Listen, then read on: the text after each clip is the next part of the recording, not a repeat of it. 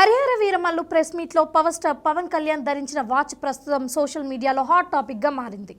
సాధారణంగా సింపుల్గా కనిపించే power star Pawan Kalyan modern లుక్తో ఆకట్టుకోగా ఆయన చేతి గడియారం ప్రత్యేకంగా అందరినీ ఆకట్టుకుంది. ఈ వాచ్ ప్రపంచ ప్రఖ్యాత లగ్జరీ బ్రాండ్ ఎబెర్హార్డ్ అండ్ కోకి చెందినదిగా గుర్తించారు. దీని ధర సుమారుగా ₹185,148. పవర్ స్టార్ పవన్ కళ్యాణ్ అభిమానులు మాత్రమే కాక సినీ ప్రియులు కూడా ఈ గడియారంపై ఆసక్తి చూపుతున్నారు.